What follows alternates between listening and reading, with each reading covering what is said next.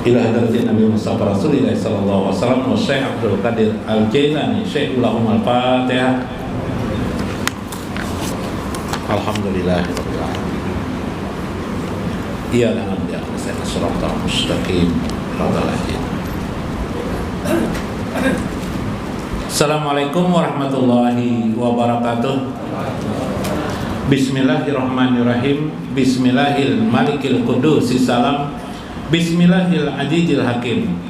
Wassalatu wassalam ala sayyidina wa nabiyina Muhammad wa ala alihi wa sahbihi ajma'in. Fa inna insyaallah ab'asu li kitabi Syekh Abdul Qadir Al-Jailani Futhul Ghaib wal Gunyah wa nafa'na bihi wa ulumi bidarain. Amin ya rabbal alamin. Mudah-mudahan melewati saluran Syekh Abdul Qadir Al-Jailani terkabulnya hajat-hajat dunia kita, hajat alam barzah maupun hajat akhirat. Mudah-mudahan rezeki kita, rezeki dunia dan rezeki akhirat bertambah banyak, bertambah berkah, dan mendapatkan ampunan dari Allah Subhanahu wa Ta'ala atas segala kesalahan dan dosa-dosa kita. Amin ya rabbal alamin. Minggu kemarin dalam kitab Futhul Ghaib, saya mengingatkan tentang sebuah perumpamaan buah yang baik, yang manis, dan ada pula buah yang pahit, buah yang halwan dan buah yang marran, yaitu buah yang manis, yang lezat, dan buah yang pahit. Dua keadaan itu seperti bahasa lain adalah adanya baik, adanya yang buruk. Terkadang kedua keadaan itu menjadi samar, seperti juga sebuah buah. Ketika buah itu di pohon, kita mengenal pohon itu dari akarnya atau dari bibitnya. Kita bersangka itu baik, ternyata tidak semua juga baik, dan sebaliknya. Apalah lagi ketika buah itu sudah berada di tempat orang jual-jualan buah-buahan, kita pasti sibuk memilih. Misalnya seperti jeruk, kita pasti sibuk memilih mencari buah jeruk yang manis. Sekalipun penjual sudah berkata bahwa jeruknya semuanya adalah manis, kita juga tidak percaya. Masih saja kita milih-milih. Pak Loi ketika itu datang ke tempat buah jeruk, bertanya, mana buah ini semuanya manis kah, pahit kah? Yang pahit adalah aja Pak Loi. Enggak ada aja orang. Yang masam Bang, kalau masam kembali akan dijar orang. Kalau tidak percaya semuanya manis ya orang. Ambil ya plastiknya Pak Loi, kumpulkan sekilo jar nang masamnya aja Pak Loi. Bipai nyaman tidak bayar Bipai. Nah, begitu juga baik dan buruk itu terkadang menjadi samar, sehingga di abad modern ini makin terbuka lagi demokrasi dan berpikir, sehingga menentukan baik dan buruk itu menjadi makin sulit. Mulai soal pilkada maksud saya, pilkada sama aja lah. Nah, suksesi kepemimpinan, si A baik, si B baik juga, baik semua nih. Yang mana yang dipilih? Bingung kita, ya kan? Bahkan bukan hanya masalah politik, masalah kehidupan sehari-hari, masalah sosial, ekonomi, juga masalah agama kadang-kadang juga membingungkan. Ada seseorang berkata halal, bahkan ada yang justru sebaliknya mengatakan haram. Yang mana juga yang benarnya? Kebingungan kita. Menyelidiki langsung kepada asal masalahnya, makin bingung kita. Kenapa? Tentu kalau soal agama, tentu seperangkat alat-alat ilmu agama, minimal 3 buah ilmu atau minimal ilmu usul fikih untuk halal dan haram, kita harus sudah belajar untuk lebih dekat memahami. Tidak cukupkah usul fikih? Tidak cukup juga. Kita belajar masailul fikih nama ilmunya. Cukupkah itu? Belum cukup juga. Kita harus memahami juga pemahaman bagaimana fikih itu mazhab atau fikih mazhab namanya. Fikih yang sudah dibuat oleh para ulama sebelumnya.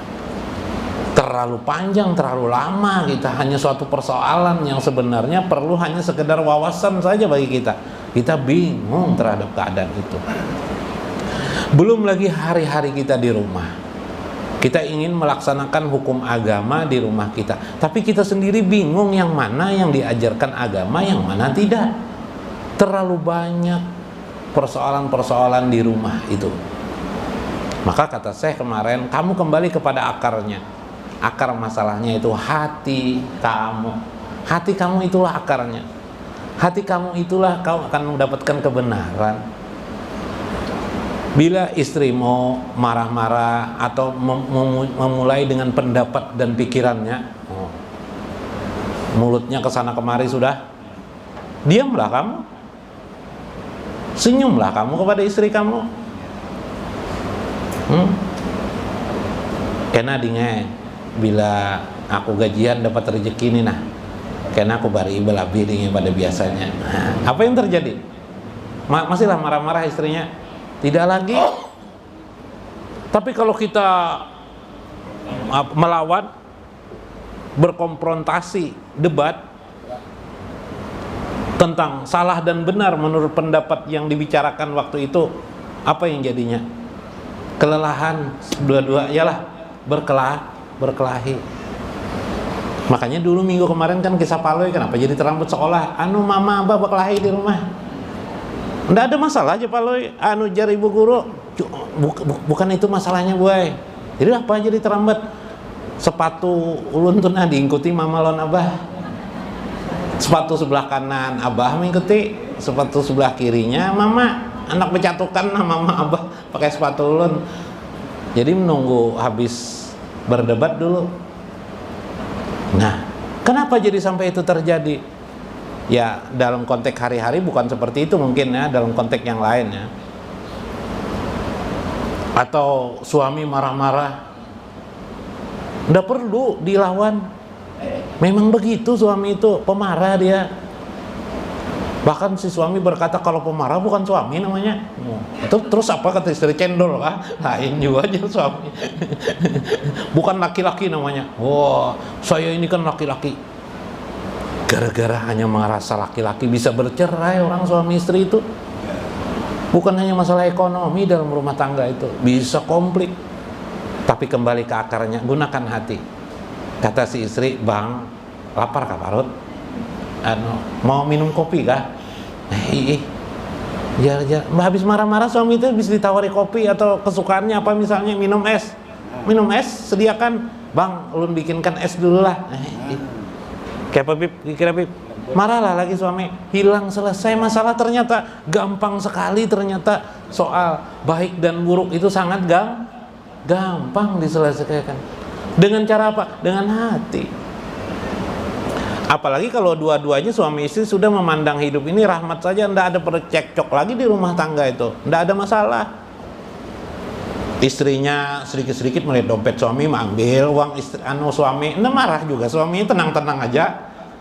Nah, biasa aja istri kayak itu, kenapa aja gerbus Paloi, kenapa dompet kamu diambil oleh suami kamu, oleh istri kamu tidak marah? Tidak apa-apa aja Paloi, memang tidak ada isinya juga di dompet saja Paloi. Kita ini marah hanya mendengar satu cerita dari agama menurut konsep pemikiran agama bahwa seorang istri tidak boleh melawan suami, seorang istri tidak boleh